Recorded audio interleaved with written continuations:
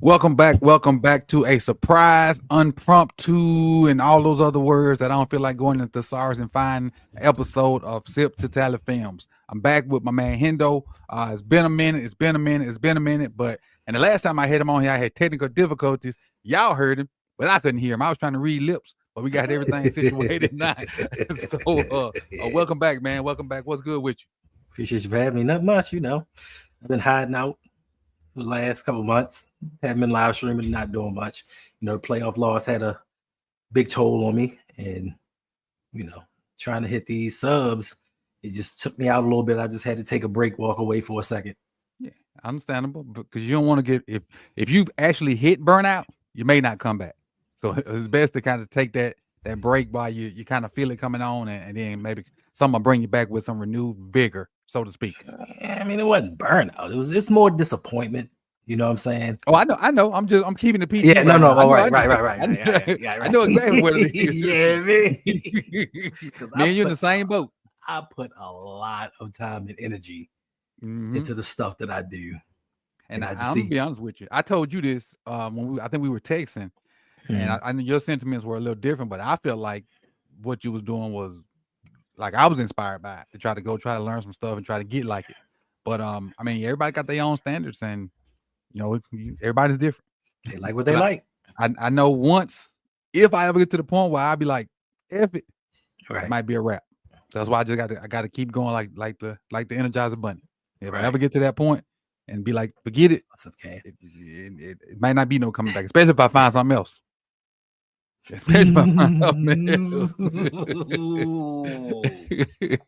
So Big Reg got jokes. He says, "What's good, everybody? Look who's returned to the big screen." Limited time only. So this live stream came to you. I texted you Hendo about 15 minutes ago for this. And so and this is what happened. So I was on Twitter doing something. I saw all these different moves and all this moving and shaking that has transpired through the NFL, and I wanted to talk to somebody about it. And so I didn't know he was available. He was my first line I threw out there to see if he was available, and he was. And so that's what we're gonna do. We're gonna go through some stuff that went down in the NFL for the past couple of days. So it ain't just necessarily Ravens centric. Some of this may have an effect on the Ravens on the back end, which I hope good and not necessarily bad. But we're going to go through basically the main things that have happened over the past 2 days. A lot of stuff has transpired in the NFL for the past 2 days. And I'm going to try to keep it in chronological order. I think I did, but, with live, I want to say live TV, but with live YouTube, some stuff go on. So let's see how this goes. All right, first up, let me get Reg off the screen.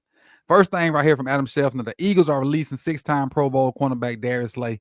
If he is designated a post June 1 release, the Eagles will save $4.3 million against the cap. And I know that you mentioned him in your video today. With Slay being released, we did try to get him at 2 different times. Do you think the third time will be a charm and he comes to Baltimore? Most definitely, because the last time we pretty much had him in the bag for the most part. The Ravens offered him more money than the Eagles did, and he was really on his way to Baltimore to sign. And until they came back and was like, we'll give you a little bit more to stay, and we're on this championship hunt. And then with the uncertainty with Brandon Stephens, I think the Ravens are going to make a real push for him because this possibly is his last year. So he's not really going to command that much money. And I think it fits the EDC credo, right player, right price. Right. And age. Got to be over here. I think he did say on a podcast somewhere that he wanted to play one more season, hopefully with the Eagles, but if not, he wanted to play one more season. So I think that came out of his mouth, if I'm not mistaken, and comments. Yes. Oh, so you heard it too? Yeah, he said one more season. Okay. But there's a possibility he may do another, but pretty much this might be his last season. Yeah, I see Slay being the kind of guy that will play while he's productive and won't try to extend that career beyond, like, he won't be out there getting cooked and still trying to get them checks. I think he'll got to be like, look, okay, I can't help you, so I'm gonna step away. Right. And being the pro that he's been for all these years, I think he got one more good one in him. And especially where he don't have to be the main guy. If he can get in the rotation with, well, not the rotation, but be the second or third corner with Marlowe and the YN we got, I'd be really. And then he won't have to play a lot early. We can kind of give him some break, and we can use some of them other no names that don't seem to want to stay on the field until, crunch time. So let him play on the back end of the season. Let JADIR, and we can see what TJ Tampa got, and maybe Slay can play that last 8 games in the playoffs and do his thing that way, and maybe save his legs. Nah, coach, I understand what you're saying, especially when you get older, and being older myself, you start feeling them aches and pains you never felt before. But once again, we start getting into issues with soft tissue injuries. Oh, yeah. Like if you don't play throughout the season, then you try to start ramping it up towards the end. That's when players start to get injured. And for me, TJ Tampa is a young guy, and he came into the league injured. So True that. to try to put a lot on his plate right now, and I think that's a problem that the Ravens have a lot. They take a lot of young guys and put a little too much on them early on, and then they end up flaming out, and Ravens fans just have a field day with them. B gifted 5 subs. I appreciate you, B. I'm on a different platform, so they won't pop up like they normally do. But if you got one from Brandon, and we'll talk about it on the back end, make sure you say thank you. I appreciate you, B, for doing that. The next guy. Oh, and when I said not play, I didn't necessarily mean like sit the bench. I meant just kind of ramp easy. them up. Yeah, but there's still the soft tissue thing. That's a real thing, and I did kind of forget about that, because if you go from walking around to sprinting, you're bound to not play no more, because a hamstring ain't just gonna go away. All right, the next one, T. Higgins. So the Bengals franchise tag T. Higgins for a second time, and if I'm not mistaken, he got 21 mil last year. He's going to get 26.5 this year. In a 2-year span, T. Higgins will get $47.5 million, which is amazing to me. But what does that say about the Bengals organization, that they didn't get a long-term deal done with him after Joe went on all these different platforms and said T need to be signed, Jamar need to be signed, the defensive Henderson needs to be signed? What does that say about the Bengals and their organization? And I will say this, for those that don't know, the Bengals had to sell naming rights on their stadium to pay Joe, and they got 3 potential All-Pros that they got to pay almost at the same time. I mean, to me, every year is a new year. So it says a lot for me for them to do that, because Mike Brown is the cheapest owner in the NFL, and he is the only owner that doesn't have a business outside of football. So he makes all of his money off of football. That's why he has to do the things he needs to do. Now, yes, granted, they paid him the $21 million franchise tag on him last year, but I think that the thought was they were going to move on from him until Joe was like, nah, bro, like, I'll give back some money. You need to do something to keep my guys around me. And kudos to them, because they still have an opportunity to hash out a long-term deal and bring that $26 million cap hit down. So for me, it's the opposite of what the Ravens do, where they appease their quarterback and try to do what's best for him. And we saw them go to a Super Bowl without a defense, without an offensive line. So he wants to keep that core together. And if they can just scrape together some money or scrape together some players, they can make a Super Bowl run. Because I heard, like I said in the video, one Ravens publication was trying to make fun, talking about, they did it again. But the Bengals are $61 million under the cap. So and then they released Alex Kappa yesterday, I believe. So they have more money. So they can build a team around it. They have the money to do it. So for me, it's just doing what's best for your quarterback, giving him the weapons that he needs to succeed, because we've seen this past season, even though they just missed the playoffs, offense wasn't the problem. And T. Higgins didn't even play. He missed 5 games and still had about 1,000 yards and 10 touchdowns. So if they can go in fully healthy and just get some complementary pieces around them, they can be dangerous. So it says a lot for them, especially with Mike Brown being the owner. Yeah.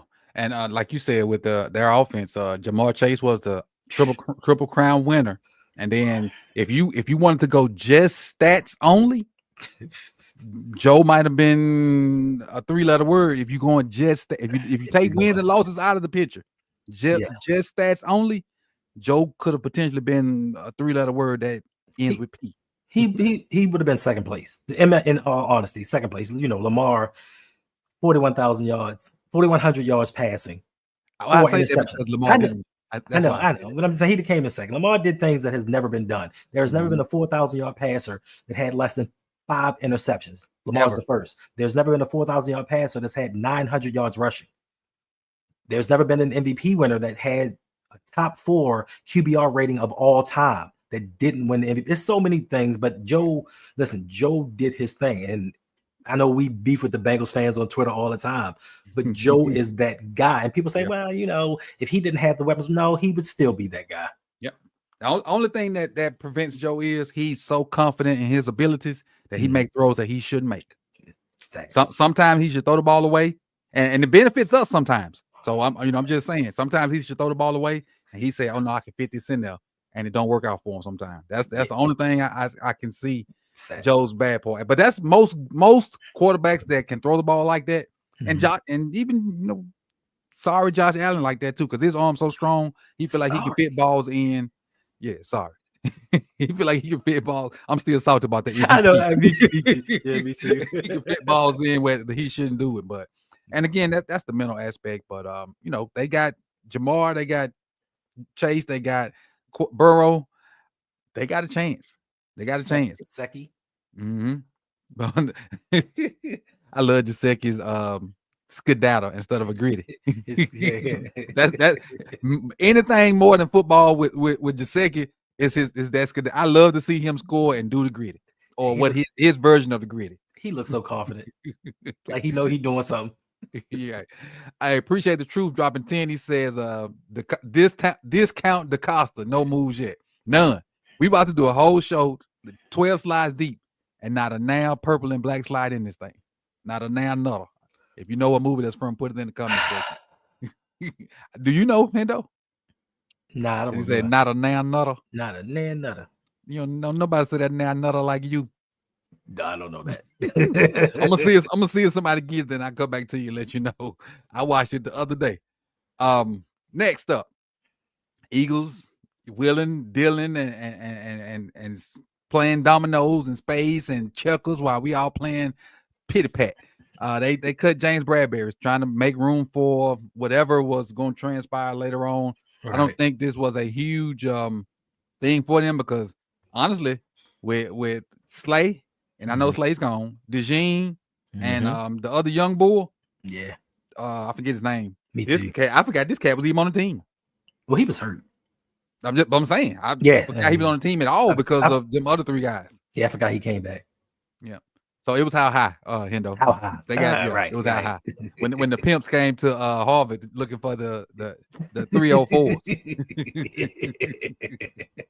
And he was about to hit it with that powder. My guess was powder. And the little sister pimp say, "Don't nobody say that now nutter like you, powder." That's one of my favorite. I could recite that move almost word. That's like my Friday. I know that's like right. my Friday. But Bradbury wasn't a big move, but it just kind of led way to some things that popped off, and we'll talk about the big move here in a minute. Most of y'all kind of know what it is. So this is what's interesting to me. Right. The Bears with Caleb on that rookie deal, they seem like they got an understanding of what needs to happen ASAP because they traded for Jonah Jackson.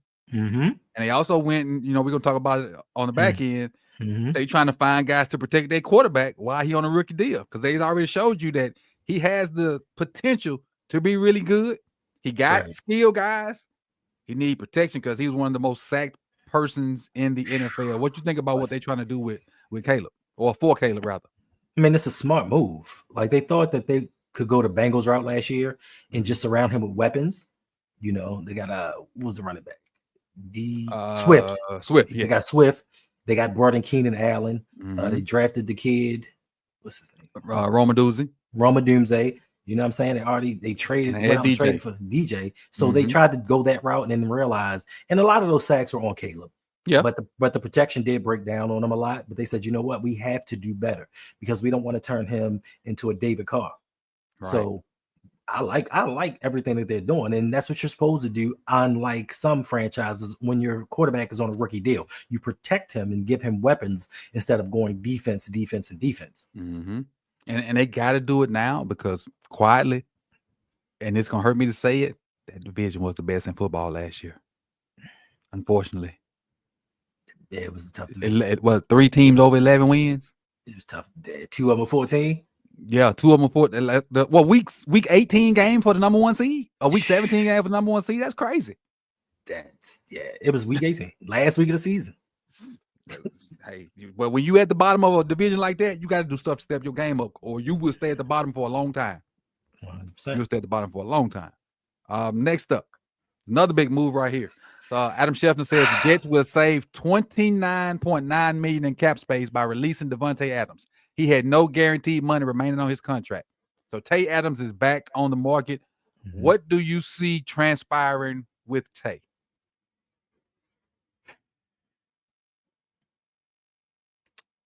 I can see one or two options. One, he's going to wait to see what happens with Aaron Rodgers and see if he goes to the Giants or wherever he may end up. Or I see him going back to Green Bay. I didn't think about Green Bay because he didn't expect Jordan Love to be the player that he is. True. And now knowing that guy can ball, and I do understand that the Packers have a lot of young wide receivers that can go get it.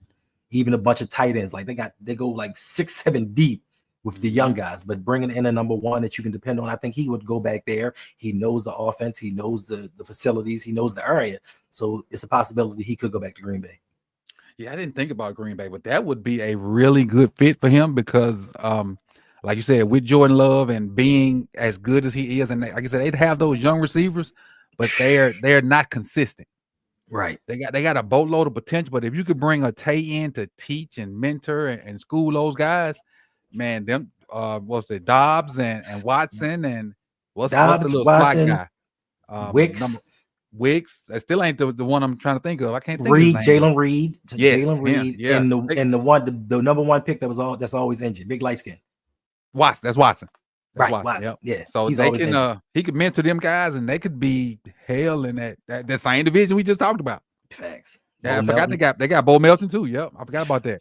So but this is what I was gonna say. I think and I don't think they like not friends no more, but I don't think he's going to follow Aaron Rodgers anymore. He tried to follow his homeboy Carr, his college teammate Carr. That didn't work out. He went back to his old boo thing. Aaron Rodgers, that ain't work out. Just go back home. And I ain't think about it till you said it. I think that's the best fit for him in Green Bay. I think that's the best fit for him. Proof dropped another 10. He says the Bears got arguably the best guard in the NFL for a 4th round pick. Meanwhile, we have 11 picks. Shaking my head. Move on from Tucker and trademark ASAP.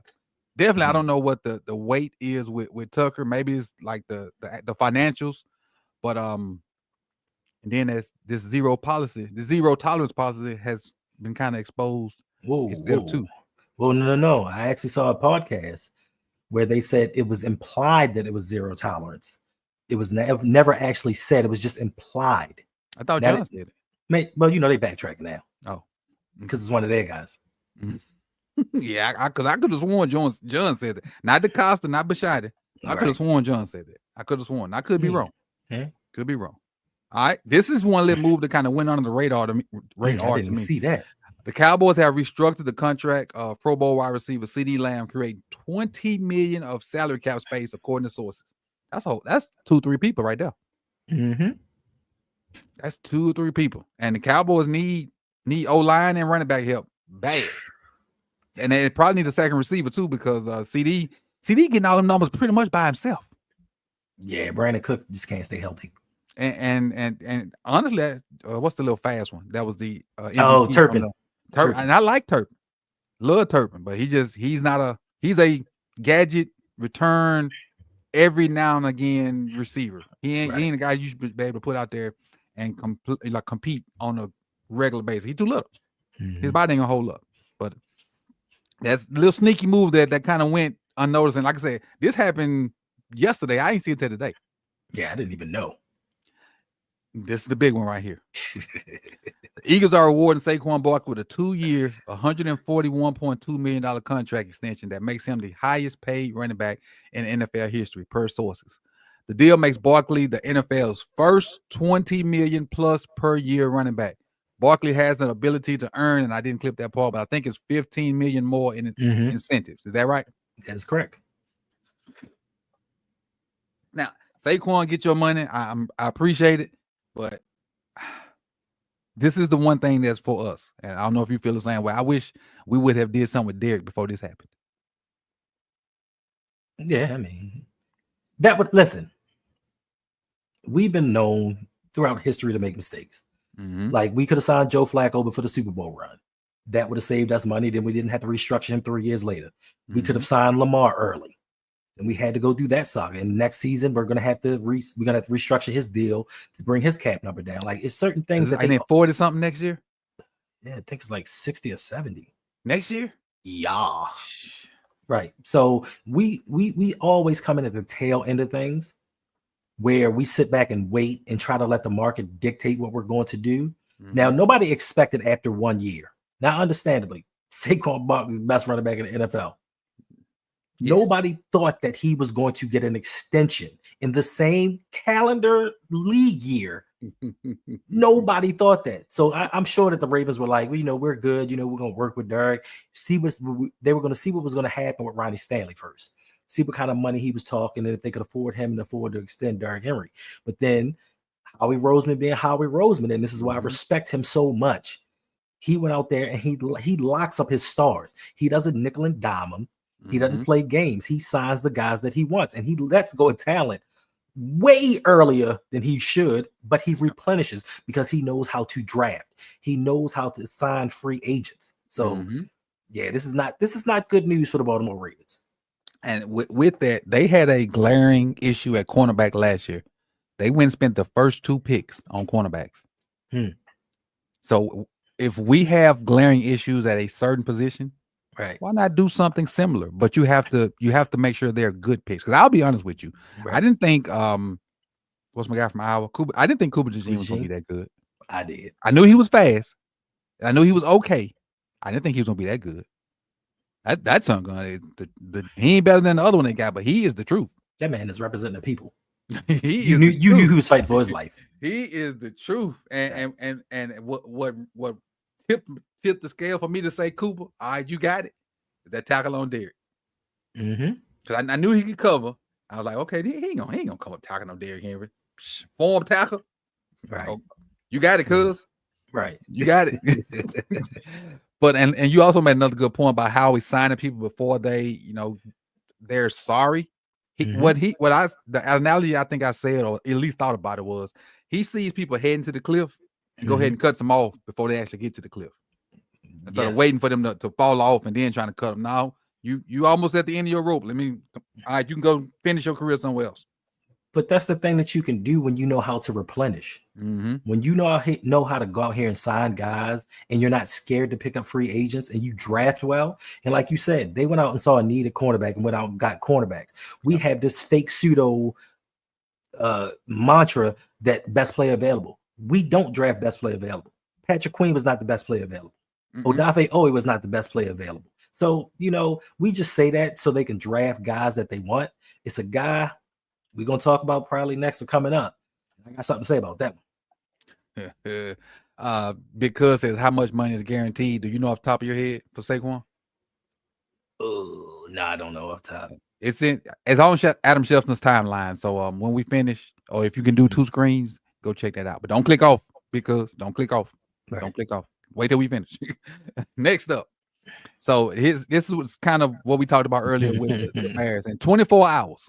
Yeah, Bears have agreed to a 6th-round pick to the Rams for Jonah Jackson and a 2026 4th-round pick for Joe Thuney, who's one of the best guards in the NFL. And I know he's on the verge of getting another contract, and that's kind of why the Chiefs kind of let that go. But again, I respect what the Bears are trying to do while Caleb is on his rookie deal. That means the world to me, especially after seeing us fail Lamar on his rookie deal. By them adding both those guys, man, and we ain't got to stay on this long because we kind of alluded to it earlier. But I like the fact that they're securing though, because I think they got 1 tackle that's okay. But in my opinion, the Chiefs had the best guard center guard combination in the NFL. Facts. And now one of those guys is playing Chicago. But I will ask you this though. What's up? For the Chiefs, they already had an issue at tackle. Now they're losing one of their best offensive linemen. Right. So I'm looking like them. They're like 2 offensive linemen short again. Right. It seems like they're back in the same boat they was in last year, kind of like somebody else.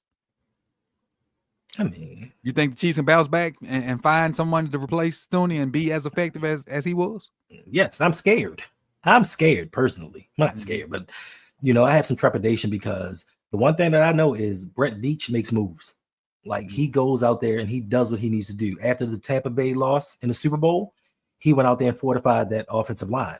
Moving on from Joe Thuney, that just gives him more money. Now they franchise tagged at one tackle, their center, all pro. They just have the 3 other spots to fill. And I think that they'll go out there and do whatever they need to do to get those spots filled. Unlike the Ravens, where it's like, we'll just take a look at the young guys and hope and pray for next season. I think that they're going to go out there and revamp everything, because when they moved Thuney to left tackle, they did semi okay. So I guess they figured we could be okay having that guy man that guard position. Mm-hmm. Now, if not, we'll go get somebody else. We'll go get a stronger left tackle, and we'll be okay. Right. So to me, they're one of the teams that will go out and sign players. No matter what the cap room is, they'll go out there and make room for people. They'll restructure Pat Mahomes. They'll do something with Chris Jones, restructure him, and get the pieces needed. Unlike the Ravens, where we make constant excuses of how, well, the salary cap, we can't do this and we can't do that. My thing is, for about 3, 4, 5 year period, we restructured Ronnie Stanley, we restructured Marlon Humphrey. Mm-hmm. How is it that we're still up against the cap so much each and every season, and yet and still we don't have a lot of stars? Right. Al Hamilton, rookie deal, and he about to him and Linderbaum at the same damn time. Hendo, I'm gonna be honest with you. What's that? With what Kyle gonna get, right? Lind might be gone. Who? Linderbaum might be gone. He's not going. I hope not, but just think about look how cash strapped we are now. I'm not saying I want him gone. I'm just thinking about the financials, because we already strapped trying to figure pennies out now. Right. So somebody with a big contract gonna have to be gone. Is it gonna be Marlon? It's gonna be Marlon. Yeah, Marlon's gone. The money got to come from somewhere. Post June 1st cut for Marcus Williams. We get some cap relief there. They're going to restructure Lamar. I think about last year when we were talking about them post June 1 cuts, and you made that statement like, "Hey, I thought we was gonna get all these players after June 1. Where they at?" That's what everybody in the comment section was telling me. You don't know ball. The EDC come post June 1st cuts. He gonna come out there out the scrap heap and do that thing. EDC out here cooking. Like, I'm like, yo, y'all listen. No, let's not do that, because what the point that I was going to make was it's two now we talk about the Kansas City Chiefs in Creed Humphrey. We traded Orlando Brown Jr. and a high 2nd round pick to get a 1st round pick. So all we did was move up some slots where we could have took Creed and we wouldn't have needed Linderbaum. So we have our all pro center. Then on top of that, guess who we took instead of Joe Thuney? Because that was a draft that we could have took Derrick Henry, but we took somebody else in front of Derrick Henry, and we took somebody else instead of Joe Thuney. Do you know who it is? Come on, drafting or free agent? Drafting. So Henry came out in like 16 or 17? Yep. 16. So whoever it is ain't on the team no more. Is it? Oh, no, he wasn't on the team 3 years later. Neither one. Who was it? So instead of drafting Derrick Henry, the Ravens took Kamale Correa, and instead of Joe Thuney, they took Bronson Kafusi. What? Yep. What? Them dudes in WWE, ain't it? AEW. That's the minor league. That's the minor league wrestling. I guess so. Yeah, I don't know nothing about it, so yeah, probably so. Hey, did they say Travis Scott slapped the smoke out of somebody and bust that eardrum? What? Travis Scott slapped somebody on wrestling and bust the man eardrum and blacked his eye out. I don't know if that's like the wrestling script, but they say they messed that man up. You got too excited. All right, back to the Bengals real quick. Sam Hubbard. Yes. Congrats on a blessed career, Hubbard. But I put this up here because Cincinnati's losing another defensive piece. Right. They already was kind of sus on defense anyway. Mm-hmm. What him retiring means to me is they're probably going to sign Hendrickson. Yes. Now I want to see if Hendrickson can do all that without another really good guy on the other end. Now we're going to see if Hendrickson is really about that life. I'm going to tell you, Coach, he's about that life. Okay. Because Sam Hubbard got hurt on a touchdown reception where he tore out his MCL. Sure did. Sure and did. and Trey Hendrickson did his thing. Like I think, and I was one of the ones when he came from New Orleans. Mhm. I was like, oh, that's a cool signing. Like he did fine his last year in New Orleans, but he ain't that guy. And then he was like, Hendo, I'm that guy. And year in and year out, I he's just thought been about he did lead the league in sacks. he's the only one on the Bengals defense year in and year out, consistently giving it to him. Yeah. The dude that really I thought made that defense go. I know was Reader.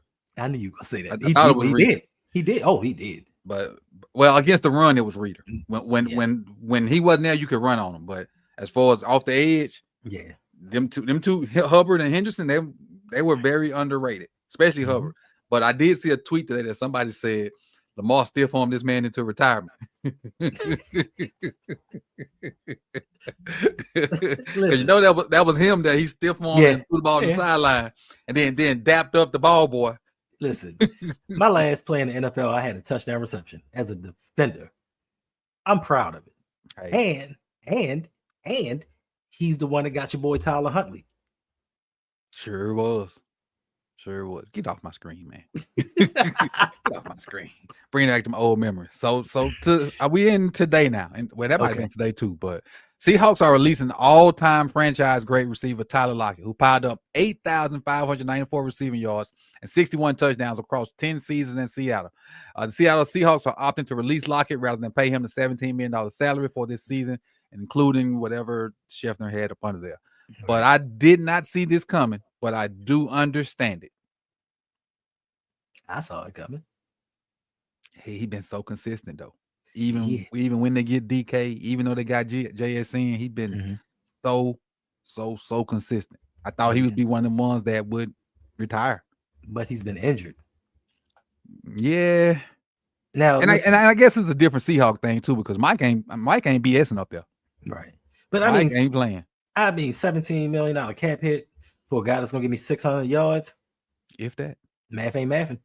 Yeah, because JSN is a guy for real. He's the number one now. He is a guy for real. But again, I think he can go and maybe take 8 from somebody and be a good second or third option, preferably a third option. Third, yeah, he could. If he's your third option, you're in good shape. You're in good shape, in my opinion. Number 2, iffy. He definitely can't be your number 1. But if he's your third option and you got somebody that commands doubles and then you can put him in the slot, he can, and then because he give you some outside value too to be 4'12". Facts.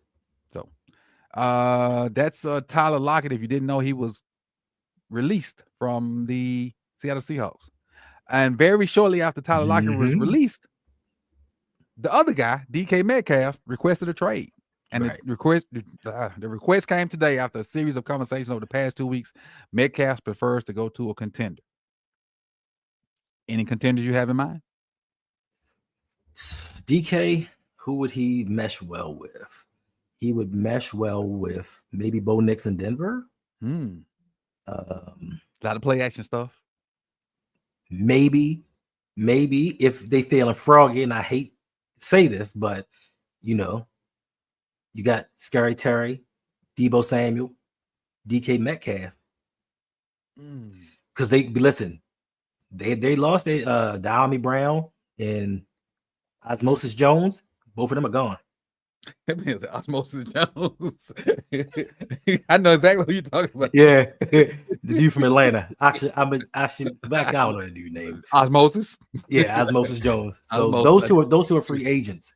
So even though you do have those 2 stud wide receivers, you don't know the availability of Deebo week in and week out. And then you still need a third option. So if you can rival Cincinnati and put 3 number 1s on the field at one time, right? With an electric quarterback, that's and I think he's just gonna only get better, Jaden. He's just gonna only get better. He is. Yeah. Let's see what the Truth said. Truth dropped 5. He says DK to the Bills or Commanders will be the best fit. Don't. I hope the Bills sign nobody. Well, they're $10 million over the cap right now. So great. They got a lot of stuff that they need to figure out. Great. Good. Stay over the cap over there in Orchard Park. You my new hate group. Facts. The new hate group is the Buffalo Bills. I gave them props for their little the way they be donating to different organizations, But after sitting back and reflecting on that, that's just petty. They just be being petty. Nah, that's just guilt. They be being petty.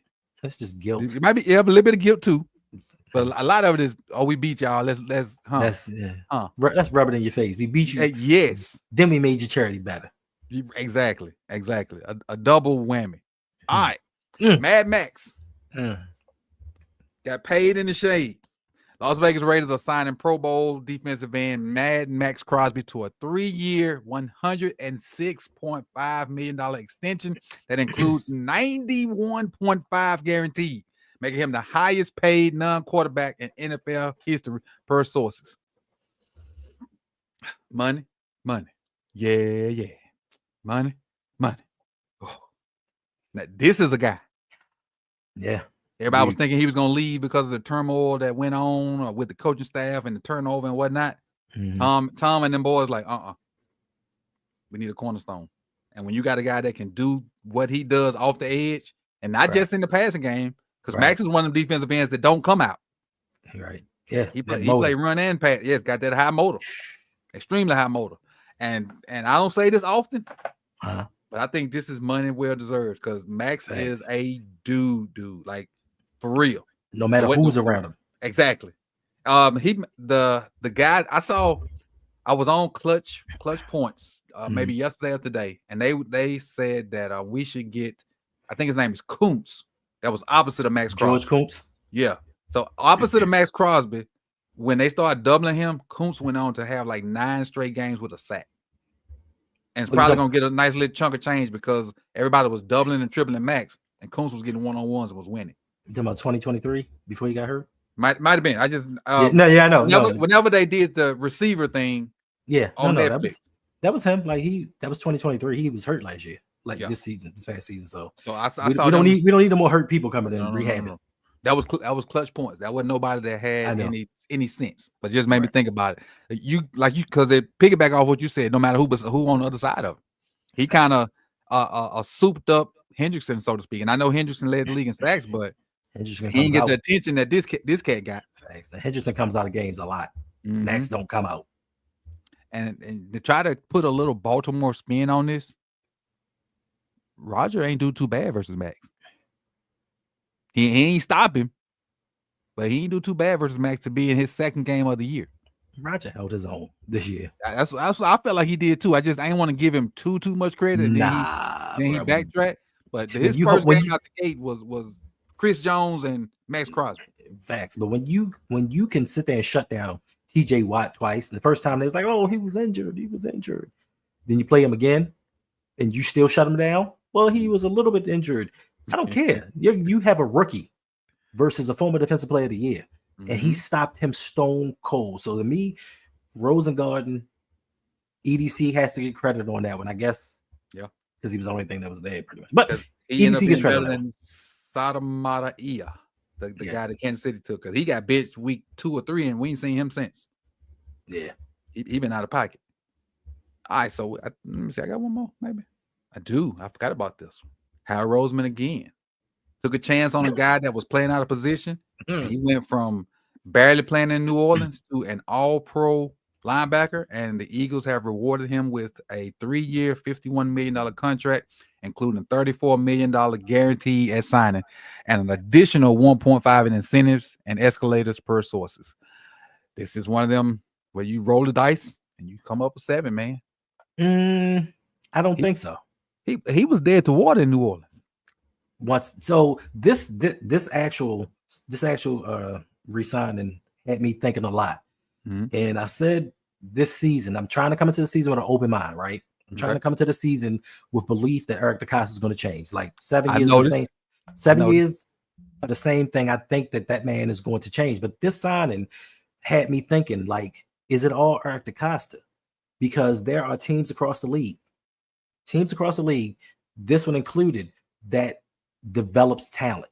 Now, when he was in New Orleans, he pretty much had Dennis Allen. Right. And nobody likes Dennis Allen. True that. Dennis Allen had a couple good years, but he overwhelmingly underperformed. And he used his man out of position. And I'm sure one of his position coaches was like, bro, this is not the best use for him. It's about situation. And for me, I'm thinking Are the Ravens drafting that bad, or is it that we just can't develop talent? Because we have a lot of draft picks, Coach. We A do. lot of EDC has had the most draft picks since he's become the general manager. We can't have that many fails across the board. Some of it has to be talent development. And I mean, even before EDC, some of this has to be talent development, because we can take guys and try to bring them out of position. They don't perform well. We can take guys that had done well in that position, put them in that position, and they still underperform. Yep. Like something has to be said about the fact that our draft picks always burst out unless they were stars in their contract years, in their third or fourth year. They never come in and just do their thing. Something has to be said about that. So is it EDC or is it the head coach in his doghouse and who he refuses to play and give that time and invest into? That is really the problem, because this right here is a guy that nobody wanted. Nobody wanted, and he was in the running for Defensive Player of the Year. Yeah. So to me, it goes back to coaching and scouting, because like Manny said, he was a defensive end in New Orleans. If I'm not mistaken, and chat, y'all can correct me, he played linebacker at Wisconsin. He didn't play on the line, and y'all can fact check me on that. But he was a defensive end in New Orleans, and they would try to drop him back some and do some what was Bowser type stuff. Right. No, this man is a off-ball linebacker. Right. Billy saw that, gave him 15 cents to come play in Philadelphia, and he went to be an All-Pro, and now he got a nice little check. Right. So I think it's some coach saw the flaw, moved them to where he's comfortable at, and he thrived. Or he took that little deal and be like, hey, am I gonna be an end or a linebacker? Like the teams that probably wanted him, he probably was asking them, hey, how you gonna use me? And definitely. Whoever said linebacker, that's probably where he went. They had a decent chance of winning, because the Eagles didn't suck. They just had a bad end of the year 2 years ago. So him moving back to his regular position is what got him there. And whoever made the decision to let him play his real position, that's who I salute. Whether that be him betting on himself, whether it be his agent telling him to play linebacker, whether it be coaches realizing, hey, this dude's not an end. Right. And then, you know what, Hendo? I just thought about this. Philadelphia might have signed him as an end, but because they had so many guys, moved him back. So it could have been a coincidence. It could have. I'm gonna give a lot of credit to Vic Fangio. Because he's pretty damn good. It's pretty much the same cast of characters outside of the rookie cornerbacks that last year. Their defensive coordinator last year sucked, and they fired him and Bond. This is Bond first year. Yeah. So them two corners in Bond. Right. So to go from what they had at the end of last season to turn it around and do what they did, because during the playoffs, that defense played like a Raven. What? They was physical, they were beating teams up, and they were getting turnovers. I didn't know this until about 2 or 3 days ago.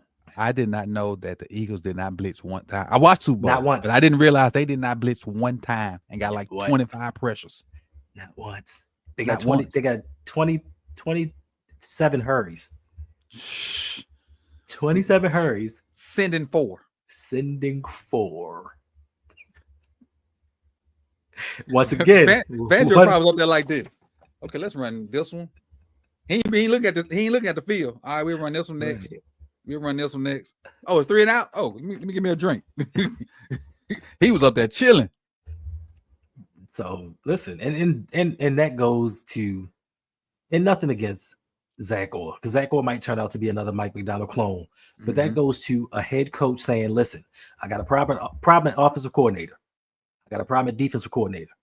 Let me change. They didn't work out. Let me go to somebody else. Oh, they didn't work out either. Let me try once again and find the best candidate for the job. Because Vic Fangio was in Miami. Right. And he was under contract. He left to go to Philadelphia. Sure did.